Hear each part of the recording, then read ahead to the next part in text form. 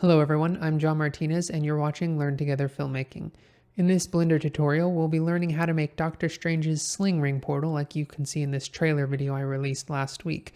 This video will be a bit different because the process of making the portal was fairly simple on a fundamental level, but involved a lot of tweaking to arrive at the particular values I ended up using. So I'll go ahead and put this little chart I made up on the screen for you to look at and pause here if you want to take a picture of it to follow along. For most of the video, I'll be walking you through what each of these numbers does and how it affects the end look so you can tweak them to fit your own videos. Now this effect is pretty hardware intensive because it uses thousands of particles each frame, so I'll get you a really basic effect early on and progressively add layers to it to get it closer to the full Marvel experience, so that way you can stop if you reach your hardware's limitations. Without further ado, let's start the tutorial. And I need you to come with me right now. You're not afraid of thunder, are you? Why? Alright, so here we are in a new Blender project. I'll go ahead and get everything set up. We'll switch the render engine to cycles, device to GPU, and I'll go ahead and lower the samples just for when I'm doing my test renders for everyone. Go ahead and switch on motion blur. You'll need that for when we're getting the sparks trails. That's how we'll get all those trails in there. Then we'll go ahead and get into it. Delete the default cube and light and add in a cylinder. We'll switch into edit mode and delete the two faces on either end and switch back out of edit mode. Go ahead and scale this along the z-axis to about, let's say, 0.076. Just a random number, it's not really that important. Then we will rotate this along the x-axis by 90 degrees to get it facing upright. Move it up a little bit just because we'll pretend there's a ground right there for now. Not really important right now, but it will be in a moment. Then we will go ahead and go into our modifiers tab and add in a subdivision surface modifier. This isn't really important right now, or if your hardware can't handle this, you don't need to do this. It'll just allow us to get more details for when we add in this displace modifier. So again, if your hardware can't handle this subdivision surface, feel free to skip that step. So we'll go ahead and add in our displace, add in new texture coordinates, and head on over to the texture tab and switch this to a clouds.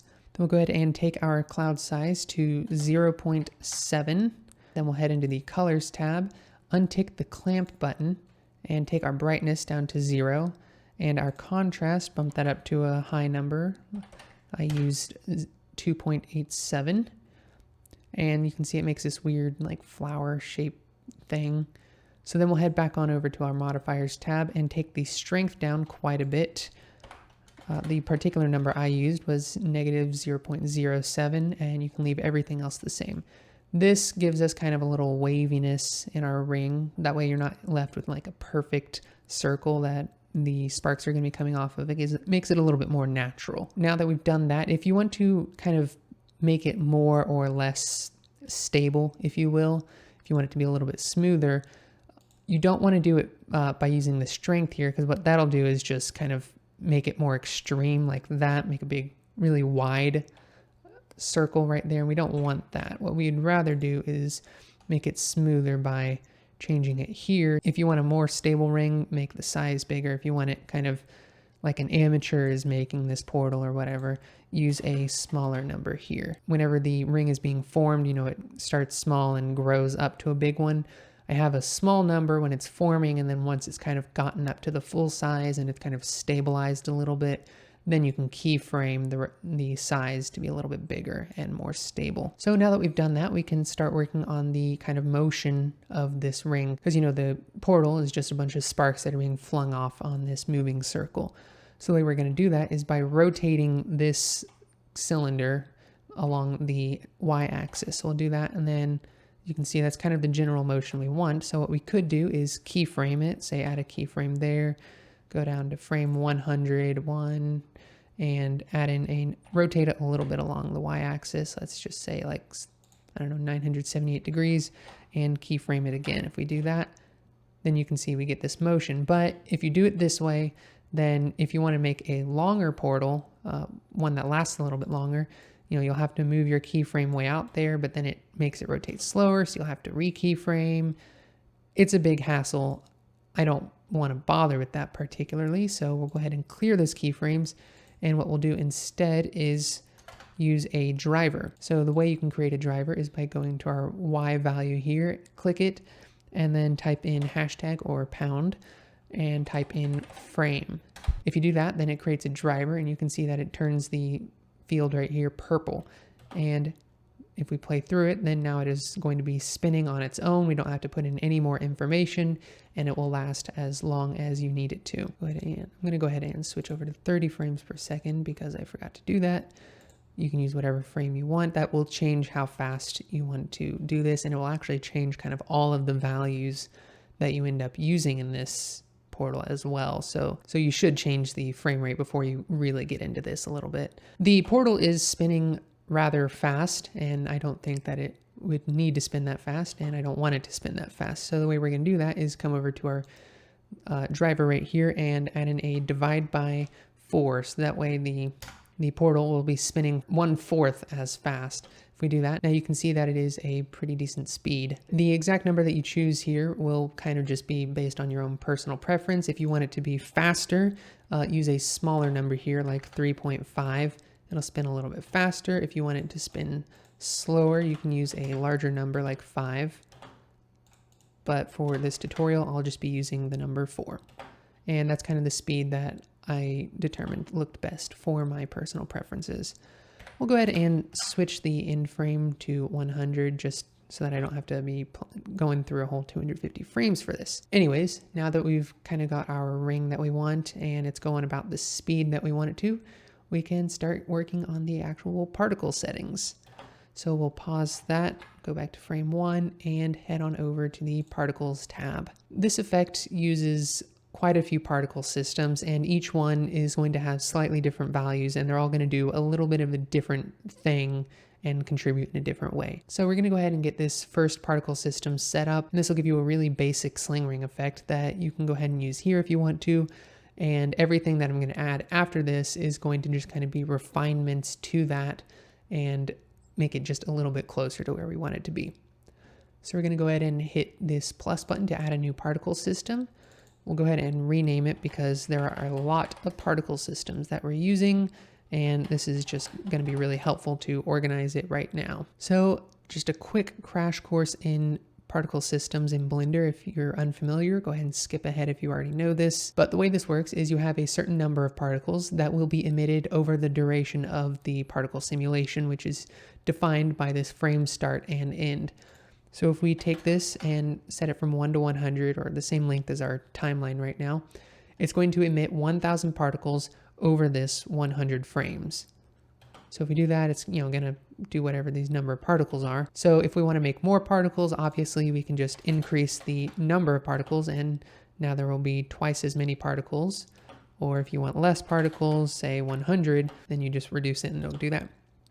But what that also means is that if you want to change the duration of your simulation, say instead of 100 frames, you want it to only last 20 frames, then that 100 particles that you have defined up there is now all going to be released within this 20 frame period. So if we do that, now you can see it's back up to a lot of particles again.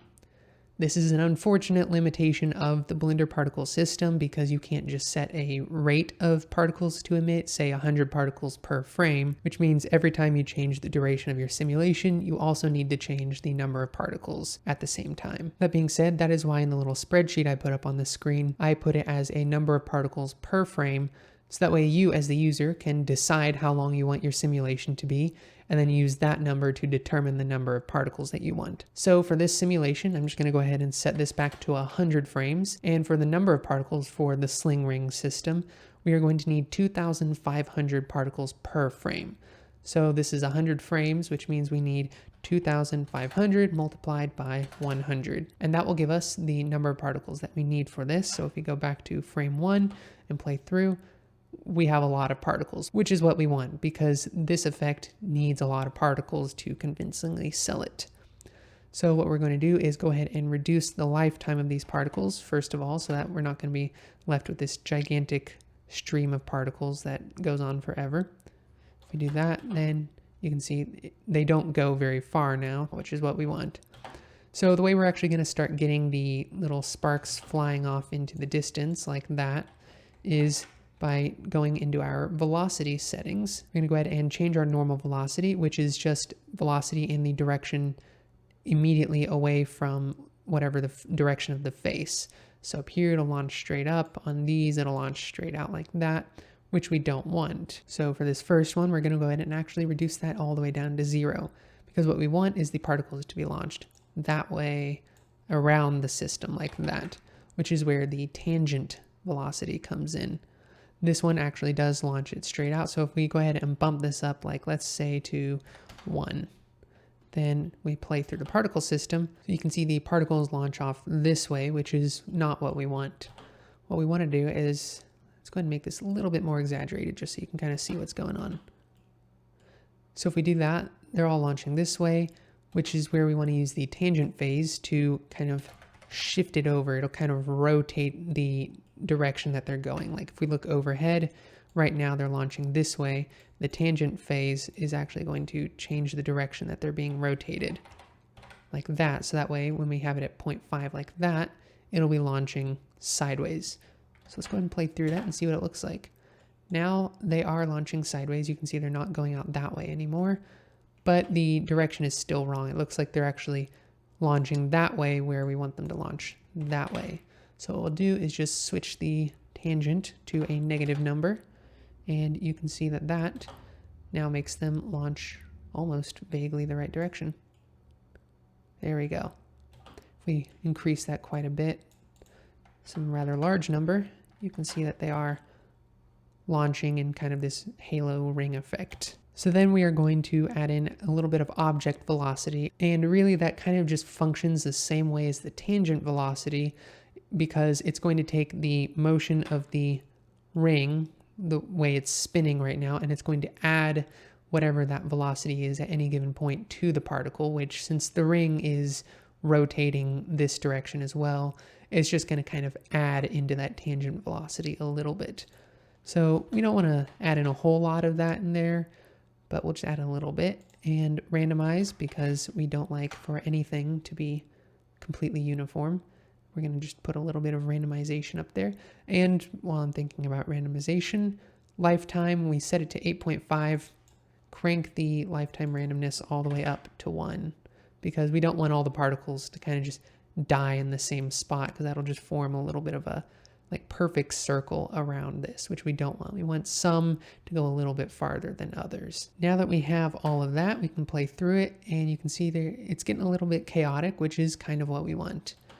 It is a little bit hard to see though what exactly is going on. So we'll go ahead and switch these little halo rendering things into the actual particles that we will be using, and I'll add in a material so that we can look at what it looks like in an actual rendered preview. So first we're going to add in a mesh and then an icosphere. And before you click off of it, go to our icosphere settings and take our subdivisions down to 1. Because these are going to be so small anyways when we're looking at them, you're not going to be able to really see any details of geometry. You might even be able to get away with using a cube just for even less geometry to worry about. But I like using these icospheres because they do have a little bit more of a round shape for any particles that may be a little bit bigger. So we'll go ahead and move this really far down so that it's out of the way. Go back to our ring and go into the render settings, switch it from halo to object, and take our instance object and click the icosphere. But if we play through it, they're still really big. So we'll go ahead and take our scale down and bring that to 0.001. And they all kind of disappear unless you click on it and you see that they're all in fact still there. They're just really tiny. Then we'll take our scale randomness, bring that up to a high number, not all the way to 1, because the scale randomness only shrinks the size of the particles. It doesn't make them randomly larger. And if you bring it all the way up to 1, then some of them are going to reach a scale of 0, which means they're just occupying computational resources and are invisible, and we don't want that. So a high number, not quite all the way to 0. So if we do that, you can see we are getting something that vaguely resembles a sling ring. We want to render this. Since we don't have any material applied, it won't really look like anything. So what we're going to do is go ahead and go into our shader editor and click on the icosphere that we've created. Because you can't apply the material to the object emitting the particles. It will just apply to that object, not the particles. If you want to apply it to the particles, you have to click on the particle instance object. Anyways, add a new material to our icosphere and delete the principled BSDF. Then we'll go ahead and add in an emission shader and hook that up to our surface. If we do that, you can see that it is now showing up a little bit. If we bump the strength up, now they're showing up quite a bit. But our little ring here that we've created is still showing up. I don't want that, so we'll just create a new material for this guy and put a transparent shader on there just so we can kind of hide that from us. Fortunately, if you do that, it gets rid of all the particles. So now we go back to our particles, go back to our particle material, and we have a ring. You could, make it colored right now and have something vaguely resembling a sling ring. In fact, let's go ahead and position our camera by going to the View tab, Align View, and then Align Active Camera to View. And let's go ahead and render this. All right, as you can see, this is kind of looking vaguely like a sling ring. It's a real basic version right here. And if you just want to kind of get something really quick and easy, this is the way to do it. You can stop here if you want, but everything from now on is going to be kind of just tweaking this, adding a little bit more to it, and be a little bit less in depth than what I've done so far. So let's get into the kind of extra stuff. We go back to our material tab, switch to our icosphere, and we're going to go ahead and add a color ramp so that we can change the color of the sparks as they go throughout their lifespan. Because as you see, it's all kind of just one uniform color, but I'd like for them to be a more yellowish color here and kind of die out and change color as they go farther out into their lifespan. So the way we're going to do that is by using a particle info node, run that through a math node, and change the math node to divide. Take the age of the particle and divide by the lifetime of the particle. This creates a sort of 0 to 1 scale of the particle throughout its life. It normalizes the life of the particle. For any particle that we have, it outputs a 0 to 1 from when it's born to when it dies. So we can plug that into a color ramp and plug our color ramp into the emission shader. Now we'll go ahead and change the color so that at the beginning, when it's 0, the age of the particle is 0, we're going to give it kind of this yellowish color, slightly orange, and then when it gets to the end of its life, it's going to be a little bit more of an orangish color, like that. And if we go ahead and render that, all right, so as you can see, it is a little bit different from the way it was before. Again, I also just kind of changed the base color a little bit. Whereas before it was a very uniform color, now it starts out more yellow, and as you get farther out, it's a little bit more orangish as the particles die. And what we also want to do as well is make it so that the particles also kind of dim down as they die as well. So we're going to add 2 math nodes for this, change the last one to a multiply and the first one to a multiply add. The reason we're doing this is because this node right here outputs a 0 to 1 scale of the life of the particle, so 0 to 1 like this. So this is all going to go into the strength of the emission shader right there. And what we want for that is for it to be at full brightness in the center and dim down to nothing towards the edge. So we need kind of a 0 or a 1 to 0 scale instead. And the way we're going to do that is with this multiply add node. We're going to multiply by -1, which then flips it. So instead of being 0 to 1, it's 0 to -1. And then we're going to add 1 to that. Rather than being 0 to -1, it's going to be 1 to 0, which is what we want. We'll take that into our multiply and take the multiply into our strength. Now this value right here now functions as our strength slider. So we'll bump that up to a relatively high number. And now the particles, if we render it out, are going to look like they're dimming as they're getting farther away from the center, which is what real sparks will do in real life.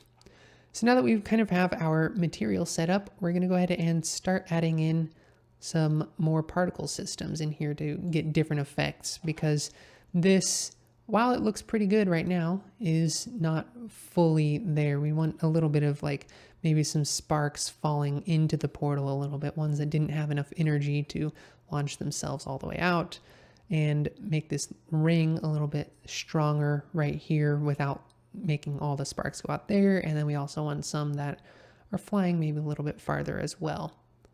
So I'll go ahead and add those particle systems in. I'm not going to do a whole lot of explaining on these so much. It's just going to be a lot of values that we want to change. So we'll change that to 100 and change this to 2000 multiplied by 100. So this is where the particle systems kind of start adding up a little bit. It's going to start slowing things down quite a bit. There's not going to be as much that I can do to play through these in real time. That's why it was important to set up the rotation and the speed of the particle systems beforehand before we start adding all this in there, because you're not going to be able to get a real-time preview basically from here on out. So we've set this one. We'll go ahead and rename this one to Sling. And see, this is where things get a bit difficult. It's a bit difficult to kind of actually rename these a little bit as well, because the system doesn't want to respond in real time as you're doing it. So go ahead and re-enable that. We've set all these. We'll go ahead and change the lifetime to 9.2. Head on down to our velocity and change the normal to 0. Our tangent velocity, we're going to set this to -7. Again, tangent phase will be 0.5. For all of these, the tangent phase is going to be 0.5 so that we can get them launching sideways off of the ring. Our object velocity, we're going to set to 0.25, and our randomize is going to set to 0.2. Switch this again to object. Set our scale to 0.001 again. Choose another randomly high number, but not all the way to 1. Instance object, icosphere. So now that we've done that, we can play through this. And as you can see, we're getting about 12 frames per second using this right now. So if we head back on over to frame 24, then I'll go ahead and render out another preview. All right, so when we render this, you can see that it is spread out a lot farther than it was in this one. You may like that, you may not. You can change the tangent velocity if you want it to not spread out so far. Then we'll go ahead and add in another particle system right here. Then we'll go ahead and rename this one to Ring Light. So this one is going to have a little bit less velocity, so that way it will stay a little bit closer to the ring right here and keep it a little bit brighter here without creating so many that are flying off into the distance. And what we're going to do is this one will have quite a bit more particles than either of the other two. This is the one that really destroys the performance here. It'll be 4,000 multiplied by 100. I want 100 frames right there. Our lifetime, since we want it to stay a lot closer here, we want a much shorter lifetime right here. It'll be just 3 frames rather than 9.2 or 8.5 like we had before. Lifetime randomness, again, 1. Let's see, did I put that one at 1? No. I gotta switch this one to 1 as well. So our lifetime randomness is 1. We'll go ahead and have a little bit of normal velocity. Since it's a negative number, it'll go in a little bit, which since it'll be flying off sideways anyways, it'll keep it in closer to the ring a little bit tighter than it would otherwise. Again, small number. Go ahead and set our tangent velocity to -3 again, so it doesn't fly off quite so far as everything else. Tangent phase 0.5. Object velocity, we are going to set this to the lowest yet of 0.2. Our randomize 0.25. Render object. Set our scale to 0.001. Scale randomness.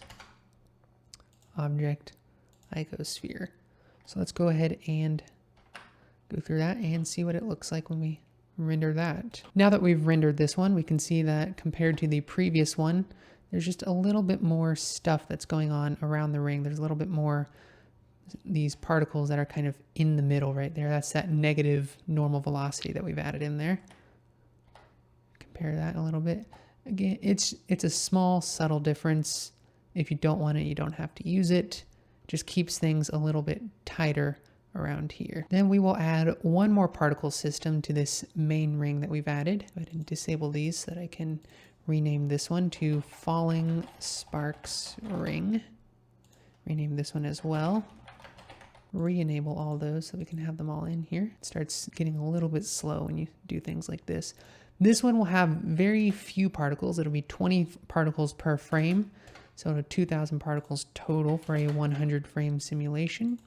Set the lifetime to 6. So these particles, what we want them to do as they're being emitted, rather than flying off that way or even just kind of staying around here, we would rather they just be emitted and kind of just fall in like that, as though they did not have the necessary energy to fly off anywhere. So our lifetime is 6, a randomness of 1, of course. Our normal velocity is going to have a little bit even more negative normal velocity, pushing them in a little bit more. Our tangent velocity is going to be really small number, negative 0.2. Tangent phase of negative 0.5. Our object velocity, we're going to leave it at 0 and randomize also at 0. Render this as an icosphere with a scale of 0.005. The reason we want these a little bit bigger is because, maybe these sparks they are created a little bit bigger, and that's why they don't have the energy necessary to fly off into the distance. So they're a little bit too heavy to go flying, so they just kind of fall to the ground. And let's not forget to set our scale randomness to yet another high value. Then we will go and render this at frame 24. All right, so we've just added these little tiny particles, just a few of them that look like they're kind of just falling straight down. And we can kind of exaggerate that a little bit by coming into our field weights and working on the gravity field right here. So we want them maybe to fall a little bit more. We want these streaks a little bit longer. So we want these streaks a little bit longer. The way to do that is by taking our gravity field and bumping it up to a 2.2. We can go ahead and take a look at what that looks like on frame 24. And it will be a subtle difference, but you can see that they've stretched a little bit, and you can see that they've fallen a little bit farther as well. While we're on the topic of field weights and force fields, I think it might be a good time to add in some force fields to add a little bit more atmospheric effects to these as well. The way it is right now, everything's just going in a really straight line. Once it's been launched, it's just following the path of gravity. But if you want to sell the effect as it would happen in the real world is going to have a little bit of air resistance and maybe some wind currents as well. Go to our force field and go ahead and start with a drag force. I'll just move it up to roughly the center of this. It doesn't really matter a whole lot.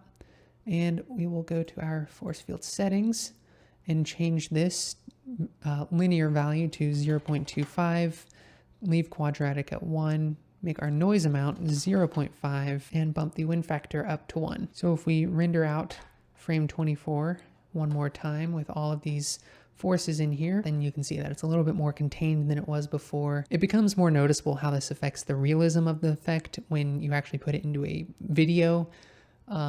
Right now, it just looks like it's a smaller circle, but when you actually render it out into a video, you can see that it actually is slowing down as it goes along. It's a subtle effect. If you're just rendering a still image, maybe not so necessary, but if you're doing a video, it's definitely helpful to have this in there. And then we're going to add one more force field, and this one is going to be a turbulence field. So we'll add that in there. Again, just kind of bump it up there. The location doesn't really matter a whole lot. Then we're going to take our strength, bump it up quite a bit to a 25, leave the size and flow the same, take our noise amount, bump that up to 10. Seed value, just choose whatever you want. Wind factor, again, bump that all the way up to 1. And we will go ahead and play through this, and you can see that it's starting to really slow down the system as well. It's only getting about 3 frames per second now. Go ahead and render this. Now that we've rendered out the turbulence as well, you can see how it's starting to take shape a little bit more. It's less imperfect. It looks more like it would happen in the real world.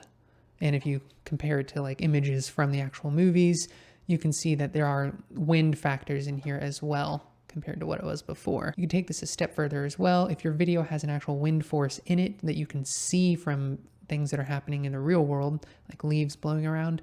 You can add in like a wind force as well, make that gusty, and that'll change how it reacts as well.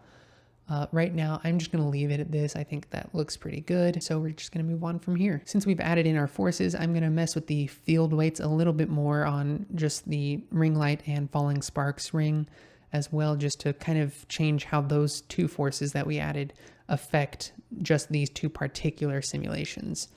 So for our turbulence, we're going to bump this up to 1.1.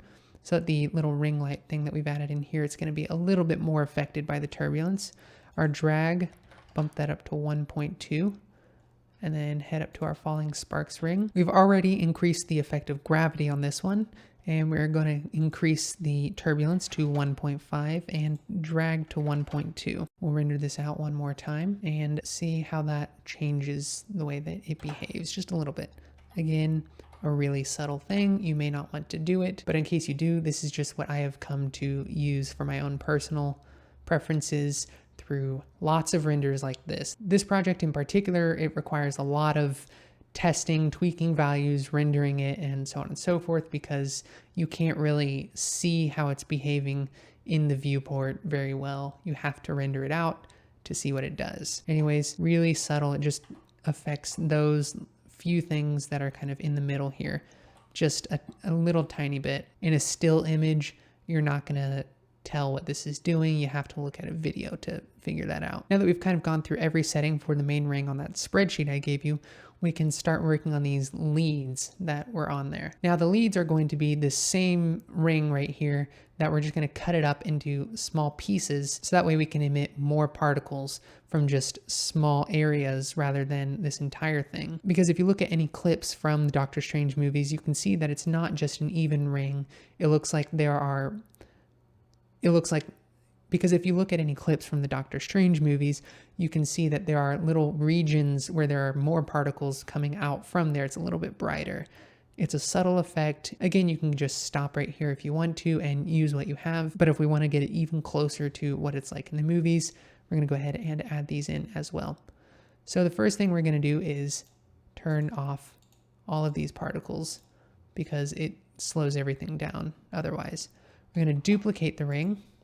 See, we have now a cylinder and a cylinder 1.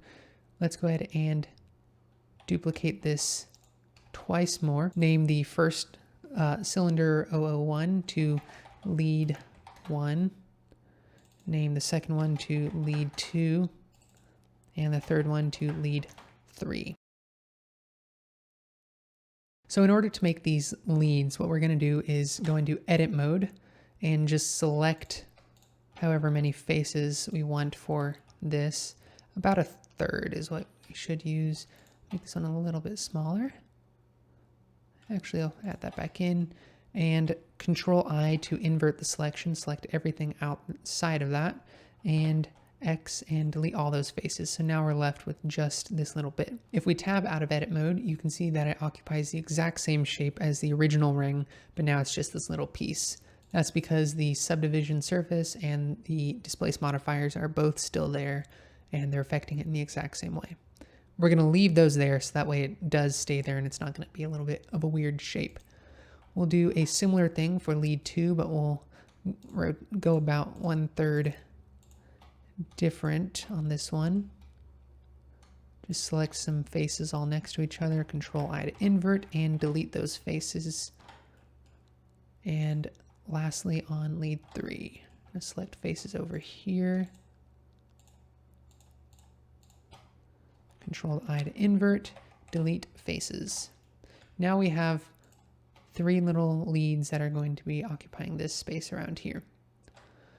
So we'll just go to lead 1, add some particle systems, and name this one distribution.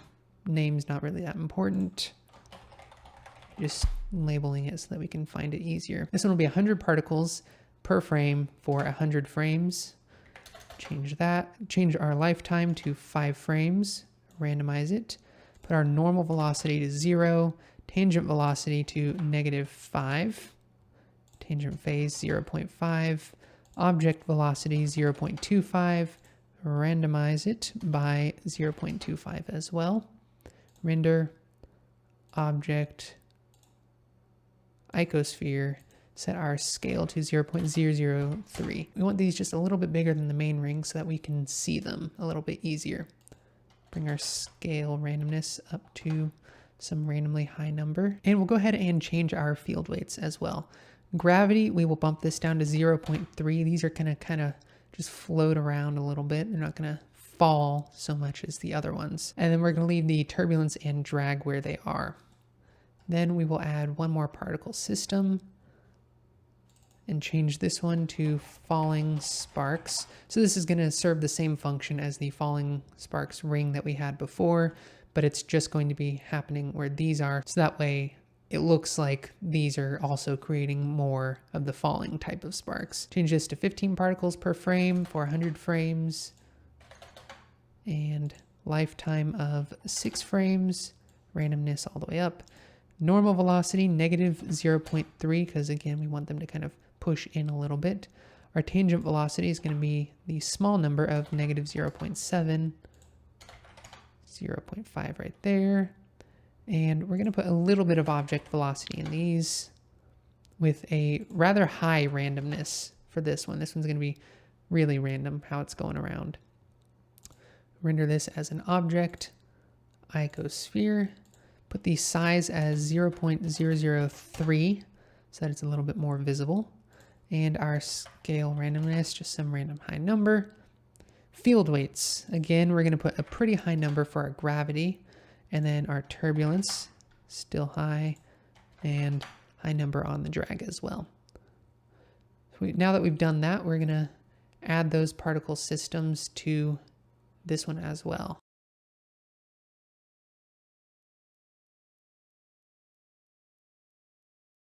Now that we have all of these set up, we'll go into our main ring and re-enable all of the particles that we disabled and render it at frame 24.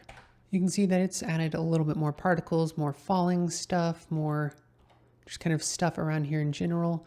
The fact that it's kind of leading in a little, that there are these little bumps, these extra particles that are being emitted here, not really that visible right now. If we want to make it more visible, more concentrated, what we can do is just go into any of these leads and go into edit mode and then kind of just delete a few extra faces so that it's more concentrated in a smaller area. So I'll go ahead and do that just a little bit. That was probably good. And a little bit more here. Delete 2 faces off that one.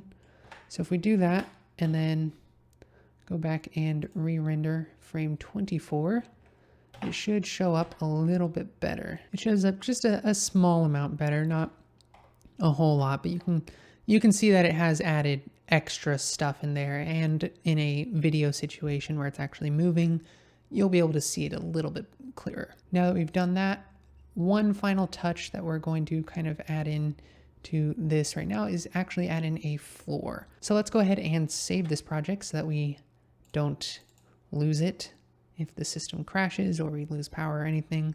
Let's just call this Sling Ring tutorial and save that. Now that we've got all of our particle systems set up and good to go, we can start adding some things in here to make it interact with a real world situation a little bit better. So first thing we're going to do is add in a floor for everything to collide with. This is why we moved the ring up here rather than leaving it centered along 0, 0. So let's go ahead and move everything up just a little bit so it's not intersecting the ground at all, just hovering slightly above the plane. Add the plane back in and increase the size a little bit so that it's an actual ground system. Now we're going to go into our physics properties and add in a collision object on this plane. Everything's 0 until we get to damping right here. So this is the amount of damping during a particle collision. We're going to bump that up to 0.85 and randomize to 0.1. Everything else we're going to go ahead and leave the same. We don't want to kill the particles because what we want is for the particles to kind of hit the plane and then bounce off a little bit like that, and just kind of whatever ends up happening with that. So once we have done that, let's go ahead and make a change to our particles because we need to make some sort of change to these in order for it to kind of reset these a little bit. So we'll bump that up to, I don't know, 2, and then back to 2000. Now that we've done that, we'll go ahead and get it set to frame 24. And before we render, let's add a new material to this and just make it a really basic, I don't know, metal shader. Bring our color down a little bit and the roughness, let's make it kind of shiny so that it looks a little bit cooler. And we will go ahead and render that. You can see it's interacting with the floor. They're kind of bouncing off of it a little bit. Since we've increased the damping to 0.85, for the most part, they're just kind of hitting it and kind of just staying around here. If you wanted it to bounce a little bit higher and kind of deflect off and everything, you could decrease the damping to a lower value.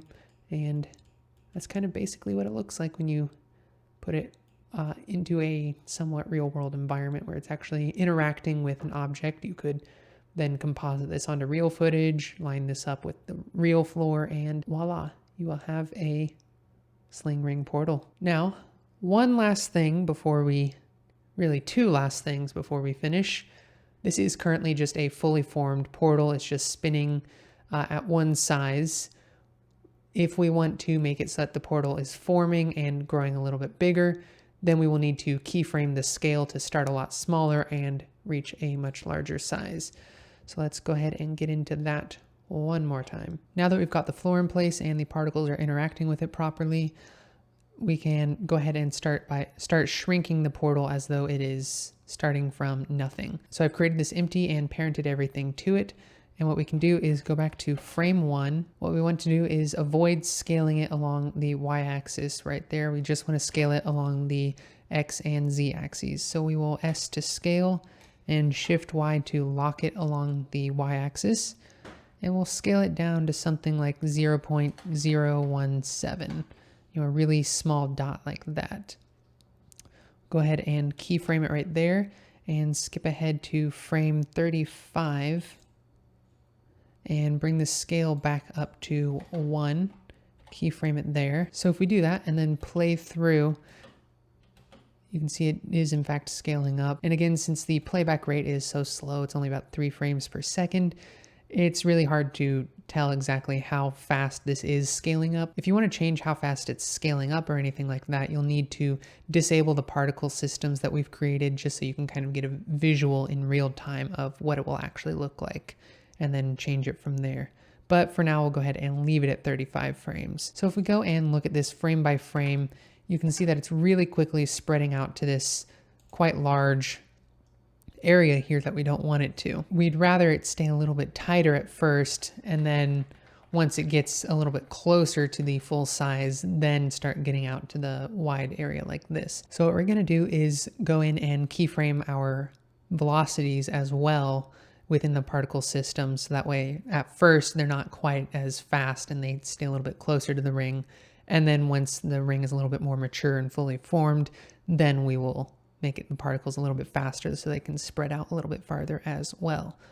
So let's go ahead and look at our main ring, go to the particle settings, and go to the Sling Ring particle system. Right now the tangent velocity is set to -5, but what we want to do is start it off a little bit slower. So we will go ahead and go to frame 12 and keyframe our velocity here at -5, then go back to frame 1 and bring our velocity up closer to 0 to -0.5 and keyframe it right there. Then we'll go to our Sling Ring tangents and do a similar thing there. Go to frame 12, keyframe it at -7. Go back to frame 1 and change it to -0.5. Then we'll go to the ring light and keyframe it at frame 12.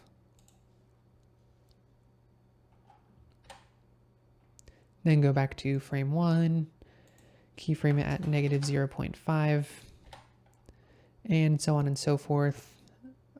The falling sparks doesn't change. But then if we go into our leads, the falling spark leads also doesn't change, and the distribution, that does change. So we'll go to frame 12, keyframe our velocity at -5, and at frame 1, put our velocity at 0, keyframe it there, And now all of the particles should be a little bit tighter when we start playing and spread out a little bit farther as we get into the simulation. All right, so let's go ahead and take a look at that. You can see it's getting a little bit of weird things where it's like spraying straight up with the particles. I'm not exactly sure why it's doing that. All of the velocities are correct. And see, now it works. This is the weird thing about Blender's particle system. It's kind of inconsistent. You'll play through it and it'll do something really weird, and then you just go back and play through it again and it'll work fine. If you go in and cache it, it might work a little bit better. I don't do a lot of caching. It might be something that I should do in the future, but in any case, it's working now. It's a lot tighter than it was before and it looks a lot better. And as you can see, as we get farther out like this, it looks basically how we'd expect it to. It looks kind of how we want it. Like I mentioned at the beginning of the video, it's kind of an unstable looking ring. As it's being formed, it's not as smooth, but as it has kind of grown to its full size, maybe we want it to kind of stabilize a little bit more, get more smooth than it is right now. And the way we can do that is by keyframing our cloud size as well. So we'll go ahead and leave our cloud size at frame 35, which is when it reaches its full size. We'll go ahead and keyframe the size right now at 0.7. And then at some random number later, let's just say frame 70, we will increase that to 1.58. And as you can see, it gets a lot smoother than it was before. It's more perfectly circular. Go ahead and keyframe that right there as well. Let's go ahead and play through this and see vaguely what it looks like. All the particles are spreading out about vaguely how far we want them to, and the shape should now be kind of smoothing out starting here, and it's getting a little bit smoother. There we go. If we go ahead and give it one last render right here, you can see how it is starting to take shape a little bit better. The colors are about good.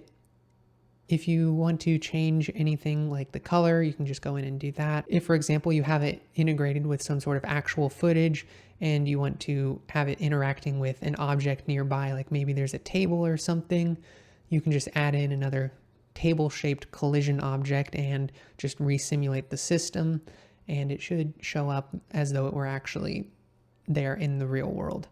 Well, that is our Sling Ring effect. I hope you enjoyed this video and find a way to use it in your own projects. I'm John Martinez, and this has been Learn Together Filmmaking.